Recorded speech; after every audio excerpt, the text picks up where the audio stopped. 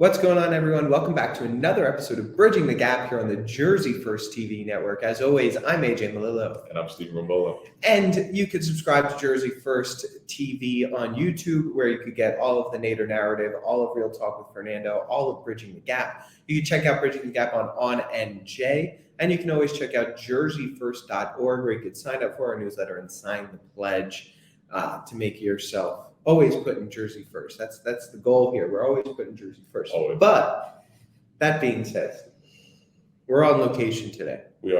We are. In the great city of Orlando, Florida today, because starting next week, Steven's starting law school. This has been a long time coming for the show. Yeah. Is that Steven's prep to get into law school, and now we're here. We're like 3 or 4 days out. Yeah. We're in Orlando, Florida, getting you ready. And how you feeling? It's surreal. I don't think it's hit yet. And it's bizarre to say that because as we're saying this, I'm dressed up appropriately so, about to go to an orientation where I'm going to meet all my professors, meet all my classmates, all the administrators that have been so helpful along the way.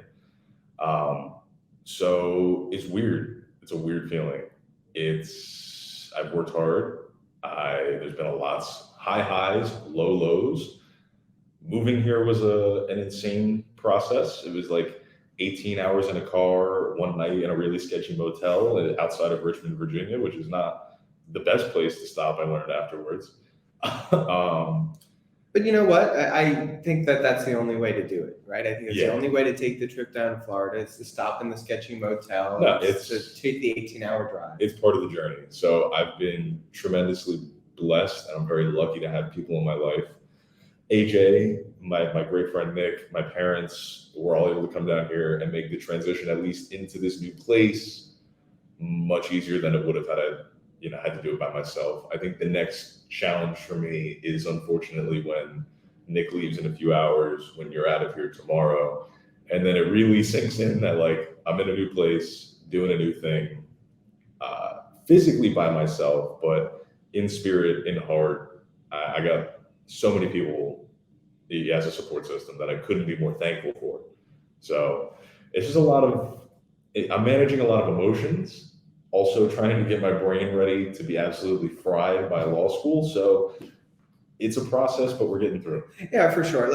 And that's going to be the main topic of the show. It's sort of like everybody's going to be starting with these new things. It's a new school year. There's going to be a lot of people, that maybe they're just starting college, or they're just starting grad school, or they're just starting law school, or whatever. People are getting new jobs, whatever the case may be. So that's what we're going to talk a little bit about today, is like the best way to transition in these transitional stages of life. And I think that's an important thing that Gen Z has to go through, because we're all going through different transitional phases. We're also going to do our little book club today, our books from the month of July. We'll finally get to talking about. I had us holding on this month, so that was my bad. But we finished. We made it through. We're here.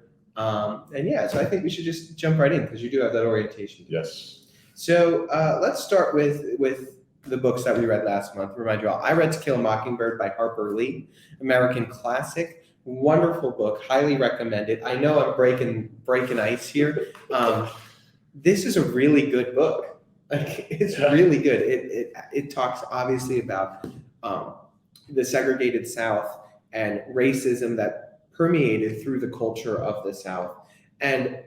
But I think another big layer that isn't talked about as much in school when you read this book in high school, in my opinion, is the line of like, what makes a good person, right? Like, how do we decide who a good person, a good man, a good woman is in our society?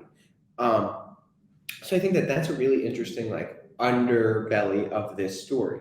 And actually, my favorite part of the story, we were talking about it this morning, and I don't know if I can pull up the page directly for you guys, but it's my favorite point in the book. Basically, I mean, spoilers if you haven't read it, but it's kind of an old book, so I'm not really too concerned about it.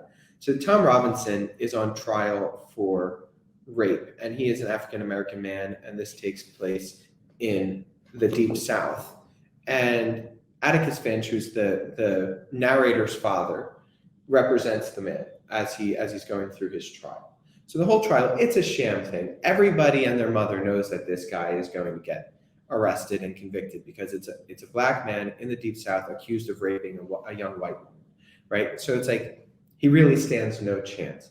But the judge appointed Atticus Finch, who is the best defense attorney in the county, to represent him in this case. And the jury takes this long time. It's like hours upon hours deliberating. And basically, Atticus is like, look, we won because they deliberated that long. That means that we were able to make a difference here. They had to think about this, and that means something. It wasn't just guilt because of the color of the person's skin. They deliberated. And he was going to try and get appeals through and so on to try and get this guy out. Well, he winds up Tom Robinson winds up trying to escape, right? He flees prison, he gets shot and killed in the process. So in this scene, it's probably I wouldn't say it's the apex of the book, but it might be right up around the climax. Atticus comes home to go to the maid that works in the house because he was going to Tom Robinson's wife to talk about how he had died, to break the news to her. And the people that are there are his sister and a couple of the other older women from the community, and they're having tea and they're talking and gossiping and whatever. And so Atticus comes home and he's devastated by this news, and his sister can read it all over. And so his sister is lamenting to a friend. She's like, look, I don't always agree with what Atticus does, but he's a good man and he's trying to do the right thing. And this town is going to kill him because they keep forcing him to be in these terrible predicaments, and he keeps just trying to do the right thing. And I just feel bad for him. It's killing him. And the friend turns around and says, and I'm paraphrasing, something to the effect of, can't you see that the town is trusting Atticus to do what's right? They are giving him the greatest debt that you can give a man. And that's the faith that they are going to do the right thing in the face of everybody else doing the wrong thing. And I think another brilliant part of this book is that they never make the rest of the community, despite you seeing the bigotry and the racism is a bad and it's an evil that permeates the town. What I think Harper Lee does so brilliantly in this novel is she doesn't make the individuals evil. She says these individuals are brought up with this wicked ideology and they sort of can't help themselves. Now, that's not an excuse, but it's a different dimension. It's a different layer than just saying, look, they're all bad, they're all evil. It's like, no, some of these people are good people. They just don't know the right way. And they don't know how to do the right way with a confidence that Atticus does. And I think that is a really important part of this book. And I think something we could talk about going forward when you're trying new things and when you're getting into new, phases in life. It's, you are called upon to do the right thing, even in the face of the wrong thing. And even if everybody around you is doing the wrong thing, the bad thing, the immoral thing, that doesn't mean you should too. And in fact, it takes the true good person, the true morally correct person is going to do what's right in the face of everybody else doing what's wrong. And that is the greatest debt or payment that you can give, that society gives to the righteous. It is, we trust you to do what's right, even if we're not doing what's right. And I think that is the key tenet that I took away from this book. Obviously it talks about the racial segregation, and that's an important part. And I just think that part is another through line that isn't talked about as much. I don't know what else to say. I mean, you're talking about an all-time American, maybe the American classic. I don't know, depending on who you ask. And I think what's important about, and this is something that you've been doing for the duration of our little book club, is essentially rereading classics that everybody's encountered. And I think the most productive thing from this is offering a new perspective. Because when I read To Kill a Mockingbird my freshman year of high school, similarly, nobody was talking about the concept of bestowing virtue upon the righteous and the fact that it is a payment. And I think I can say this confidently now, as two individuals who are about to embark or one's about to embark, one has embarked on a journey towards becoming, an advocate, a representative of people. That is probably the greatest form of payment, is that somebody is looking to you to trust you to do the right thing by them or by the situation or whatever it might be. Harper Lee's a classic. For sure, for sure. And I know that there's a sequel to the book that I haven't read. Yes. So that recently came out. And if I'm not mistaken, this was Harper Lee's first novel.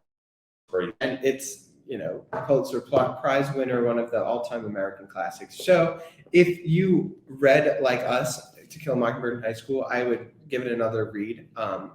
Put fresh eyes on it. They say you never read the same book twice because every time you read it, you're going to learn something different. You are going to be in reading. So pick it up, give it another chance. That's something that I've really enjoyed about going back to the classics, is that I've reread books that we read in high school. And I'm actually getting an appreciation, and I sort of look at them. I'm like, oh, this makes sense why they would have kids read this.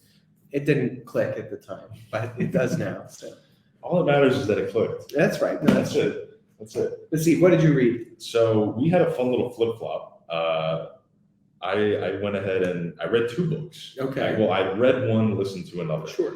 So the book that I read was called On Inequality by this gentleman, Harry Frankfurt. He's a philosophy professor at Princeton, Jersey First. That's right.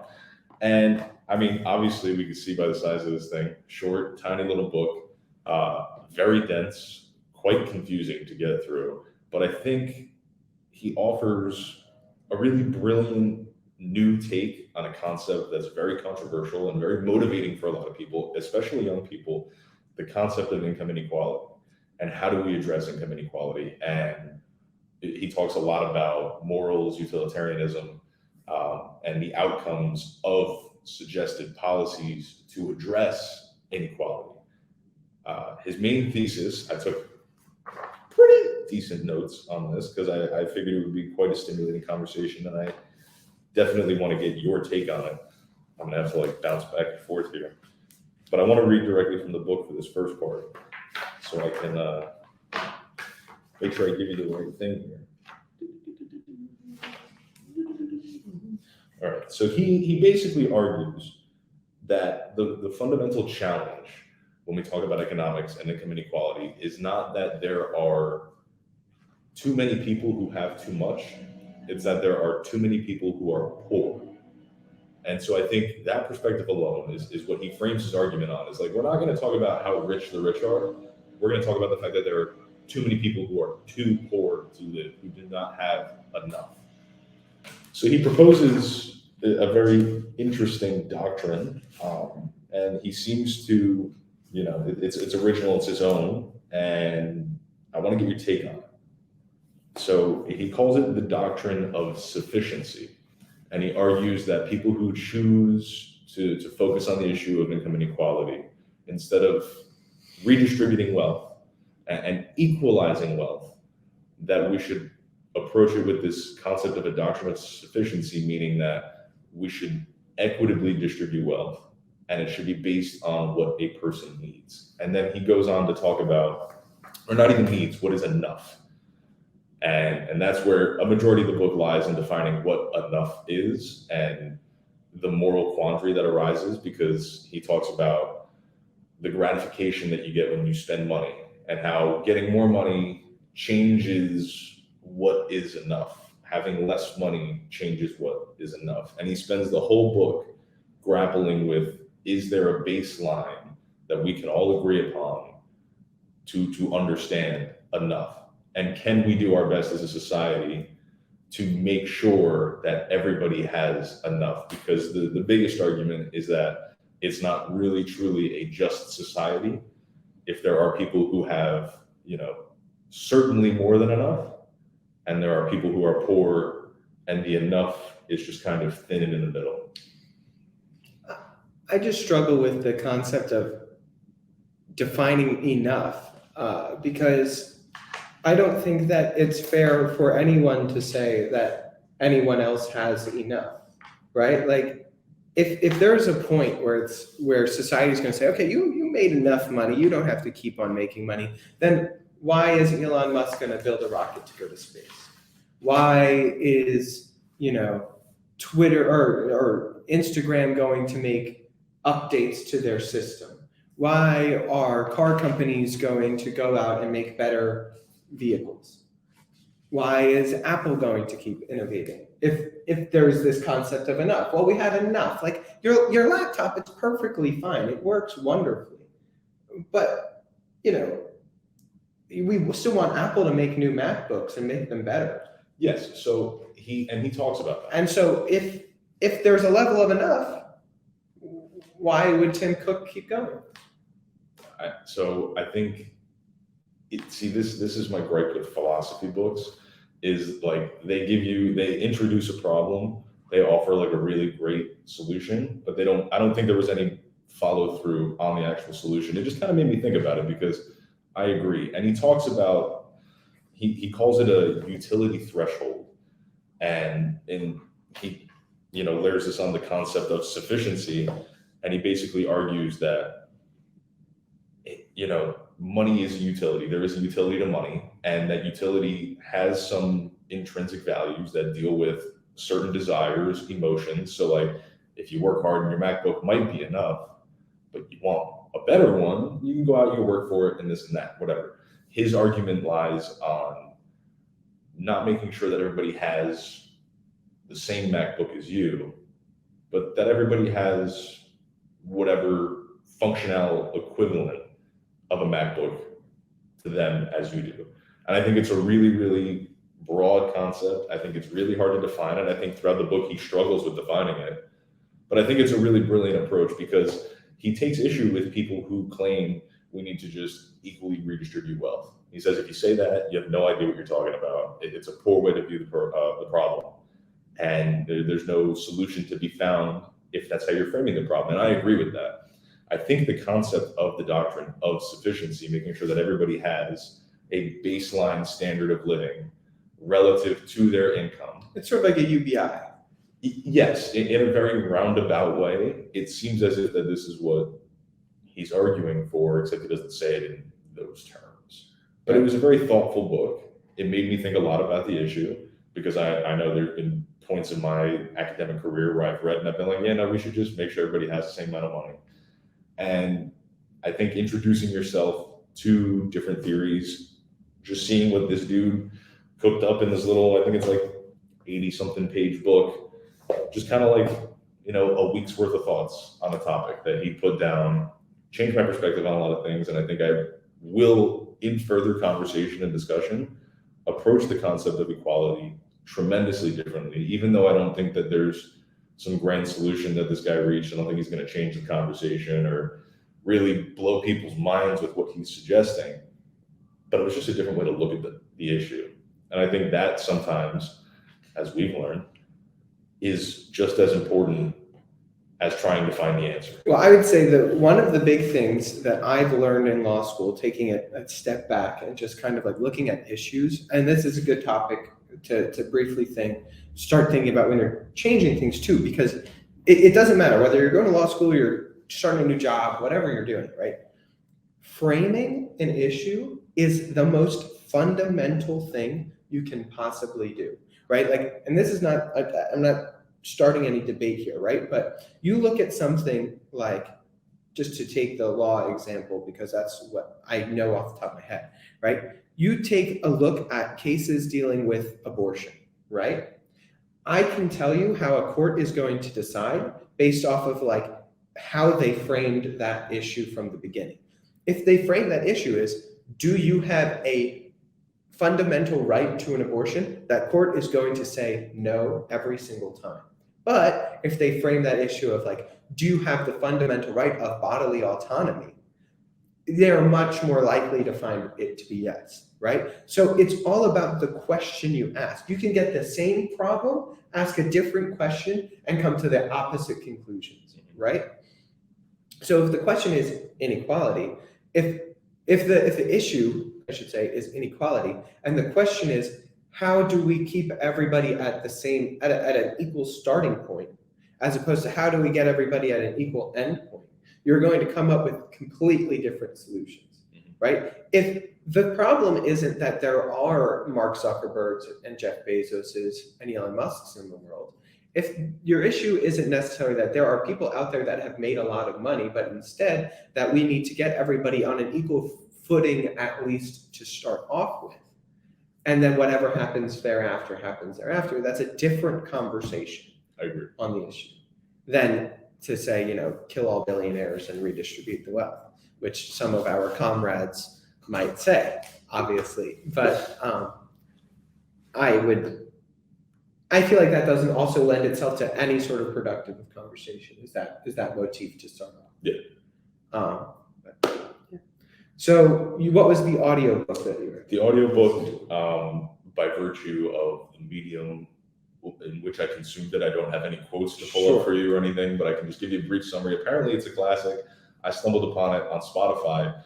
I'll say this much: if you have Spotify, I don't know about Apple Music, there is a great collection of classics and some books that you may have heard of, may have never heard of, that are just free to download. Mm-hmm. So if you're looking for audiobooks, if you hear me talk about this one and you're like, oh my God, I want to listen to it, it's right on Spotify.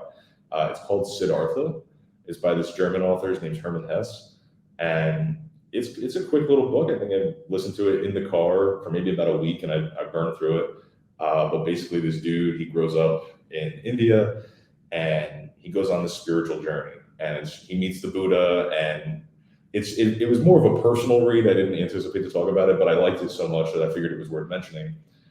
It just goes through the concepts of like isolation and what meditation looks and feels like, and how you find happiness within the self and coming to terms with reality and then the greater universe. And it's very wise. It was written in the 1940s. There's a lot of Indian religious overtones in it, which were a bit hard for me to catch and pick up on because I'm not too up on my Indian religion. But it was a great book. And you essentially watch this man who had his life set up for him choose to take this self-righteous path towards nirvana, and the process, what it looks like, how it affects his relationships, and how it evolves him into this really wise and calm and grounded individual. And just a fun little read if you're into self-journey, self-help, understanding the bigger picture kind of thing. It was quite an existential listen, but I enjoyed it nonetheless. Well, it sounds like that same journey that the Buddha himself took, right? Because Yes. He was a prince that was shaded from seeing the bad things in the world, and Yes. so the story goes, and then kind of went out, saw somebody die, and that completely shifted his entire outlook Yes. on life. Well, and what's interesting about it is when Siddhartha meets the Buddha, he goes and he listens to him talk, and he's like, "You blew my mind. Like, I can't believe you're sitting here, this, that, or whatever." And the Buddha just looks at him and he's like, "There's nothing I can teach you. You have to go and do it yourself." And then that kind of just like sets off the journey. And it was really, it's a brilliant little listen. Well, you know what? I think that there's nothing you can teach. I can teach you. You have to do it yourself. I think that there's a lot of that is fundamental in everything in life that you learn, right? Like a great teacher can get you to think about something, but you're not going to actually learn it until you do it yourself, whatever the case may be. So I think that is a very interesting jump on off point to a deeper discussion of like going out and doing things. Like go out and do what you want, because that's the only way you're going to learn it, right? So it's like you want to get fit, right? The only way is to go to the gym. If you want to learn how to do something, the only way is to just go ahead and do it. You're not going to get the story of you're not going to be able to be that grounded person without going through the process of becoming that grounded person, right? So I think that little tidbit, you can sort of expand it to literally anything you're trying to do in this life. It's like you have to be the one that does it. You're not going to learn from somebody else's experiences. I think that was the principle that drew me to the book when I read it. And this is something I've said all the time, is like my passion for fitness, bodybuilding, the gym, all that is like, I had a coach for my show, told me what to eat, told me, what to drink, all that stuff, but I have to do it. You're the one that has to go in and lift the weights as we get ready for school. You have to be the one that reads. You have to be the one that stands up and answers the question when it's asked. Like it's really, it points you in the direction of, I think, some important character traits that if you're moving into a new thing, or you're moving into a passion, or you're trying to level up in whatever sense it might be, that you really need to be successful. I think accountability, I think self-responsibility, I think self-discipline, all of those things you learn and you develop through just doing something. Yeah. So I think those are things that I'm certainly going to think about and consider and reflect on as I get ready to just begin law school. Because we can sit here and, as we have and as we will continue to do, have many conversations about expectations, what it's like, this, that, whatever your classroom experience is. Until I'm sitting there and I've read the case and I get cold call, I will have no idea what it's like. And it's just kind of accepting that sometimes if you want to go and do the big things, you've got to do it by yourself, for yourself. For sure. So I think maybe we're running close on time here, because we do got to get Steve this orientation. And I apologize for if the audio quality is not the best. There are some technical difficulties, but we had to get the show out for you guys. So apologies there. But I think we'll wrap up with this, and it's just like a couple of tips in starting something new and like finding yourself as you go through your life and you go through different challenges and hoops, and you start new places and you start new things, so on.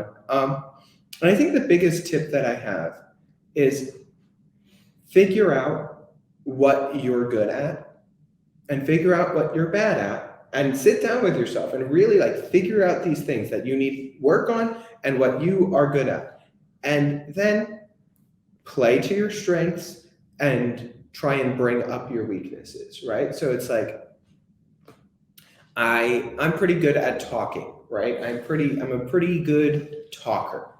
I can work my way in situations that maybe I don't know exactly what's going on, and I can talk my way through it and learn it and get there. Now, that's a helpful skill to have in law school and in life and in any profession that you have.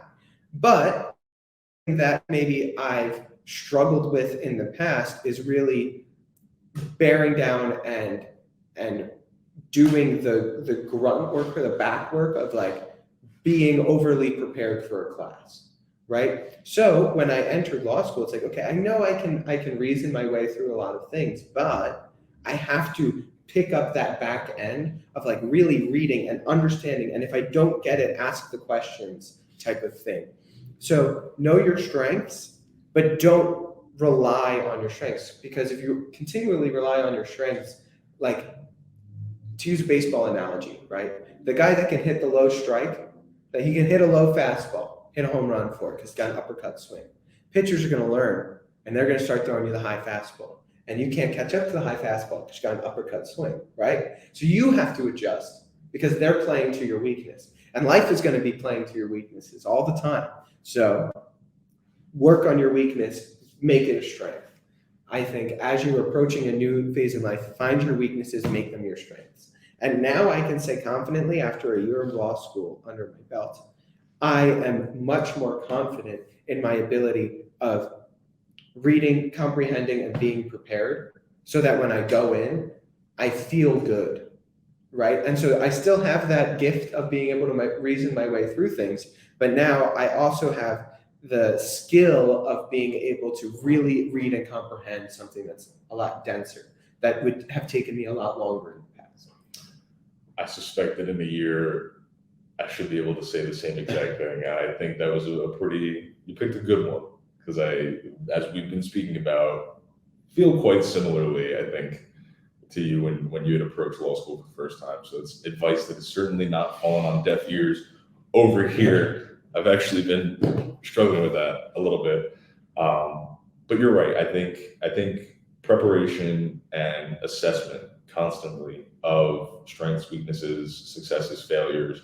And I would add on to that, like, take the successes and enjoy them. Like when you are good at something and it works for you, relish in that, have that moment. But when you fall short, also relish in that and take it as an opportunity. I think for me, as I struggle, I say struggle loosely with getting ready to get into this new groove, this new kind of school. I've been out of school for 2 years at this point, which is like the longest I haven't been in school since I've been in school. So that's like a weird challenge for me. But I think it's going to be the tip, the advice that I'm giving to myself or reminding myself of is the why. Is like when it's hard, just remember the why. When it's going great, remember the why. When you're sitting in class and you're anxious, you got cold called, you fumbled the bag, and you got embarrassed. Just remember why you're putting yourself through all of these challenges, because they are challenges. And look at the gratification that you're going to get. Take it as it comes, and as long as you have something to chase. This is like a real bad play on the Matthew McConaughey Oscar speech. You're just going to keep chasing. And if you keep chasing, you're going to run so much further than you ever thought you could, as long as you stay focused. Yeah, I think that's an interesting thing. They talk about that a lot in school. It's like, what is your why? Because your why is the only thing that's going to be there forever. And if you lose your why, that means you need to find a new one, and you need to maybe change up what you're doing. Right? So remembering your why is important. There's a clip that I always see going around the internet. It's Robert De Niro. And the question is something like, what is one thing that you wish they would have told you before? I think it's Robert De Niro. It could be Tom Hanks. I think they're both in the clip. But he says, this too shall pass. He's like, things are going good. This too shall pass. Things are going bad. This too shall pass. It's always going to change. Nothing's going to be good forever. Nothing's going to be bad forever. That's always going to change and pass. But the why you're doing it shouldn't change. Or if it does change, it shouldn't change so drastically that you lose the passion for what you're doing, because then you're not doing the right thing. Right? So it's like finding that why, keeping that why, because that's the only thing through the good times and the bad times that's going to remain constant, is why you're doing this.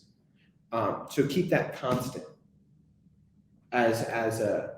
it's like anything else, like in a science experiment, right? It's like you got to keep that constant variable. Controlled variable. 100%. You need the controlled variable. That's your why.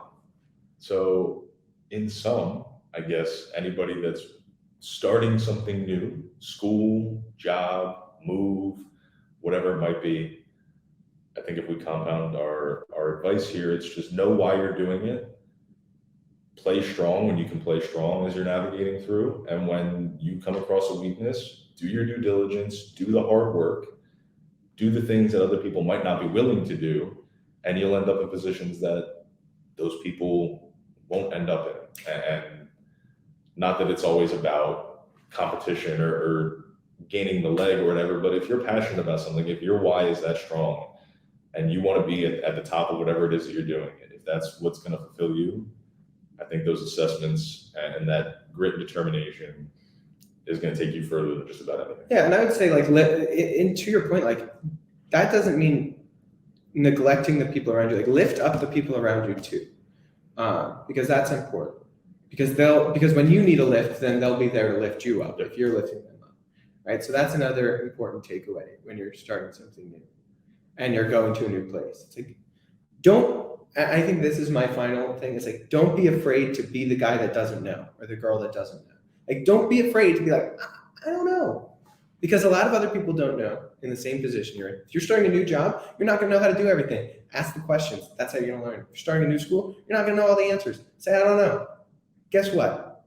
You talked about cold calls. Quick story. I had a cold call last semester in contracts, had no idea what was going on. Genuinely read the case multiple times. I was like, I got nothing. I don't know what's happening here. Professor calls on me, and I was like, sorry, like, I don't know what's going on. I can't answer any of your questions. Like, straight honest with him, like, I read this and I do not get it. He was like, well, let's work through it together. So then we sat there in class in front of 59 other classmates and basically walked through this case, and I learned this case. And it was still confusing, but I got it. I walked out of that class and people were like, dude, that was a great cold call. I was like, it's a great cold call. I just told the man I didn't know what was going on. And they were like, yeah, but you were the only one with the guts to say something like that. Because other people didn't know what was going on too, right? So it's like, if you don't know, I guarantee you, at least one other person, at least, if not many more, also doesn't know what's going on. And you just saying, I don't know, not being afraid to look like the fool, you're going to not only learn it yourself, but you're going to have all those other people that are in the same exact boat as you learn it. And they don't have to deal with the looking like the fool. But you don't even look like an idiot. You look like a person who's confident in themselves. So that's all it takes. Don't be afraid to be honest and be like, I don't know what's going on. Sometimes you don't know what's going on. Sometimes you don't know. But with that, what's your book for this month? I have no idea yet. Okay, well, we got to get on that. Mine's The Myth of Normal by Gabor Mate. I believe that's how you say his name. He's a Canadian author, physician, psychiatrist, and it talks about all of the trauma that we've sort of dealt with in our culture and how that has created these trauma responses. He kind of describes it as like scar tissue on a wound, but like a deeper psychological wound, not like a surface area wound, is trauma. And then the scar tissue is how we've learned to cope with that. And that breeds more trauma in our culture. And we've sort of become complacent that we live in this normal culture, even though we don't live in a normal culture, because what we are doing to counteract all of the trauma that we've put onto ourselves is causing more trauma down the line. So it's really interesting so far, really deep and like kind of tough to read, but I'm pretty interested so far. It's a long book, so hopefully I can get it done and we could talk about it by September. I look forward to hearing about it. Yeah. As soon as I know, I'll let you know. Fair. But I'm gonna have a lot of reading jammed down my throat That's pretty true. soon. So That's true. All right, everybody. I hope you have a wonderful week. Like you said, we could hit that notification bell on YouTube. You could subscribe on YouTube to Jersey First. Sign the pledge, sign the newsletter, check out the Nader Narrative and Real Talk with Fernando. Check us out on NJ. This is another Bridging the Gap. I'm AJ Malillo. I'm Stephen Rapolo. Have a great week, everyone. We will talk to you soon.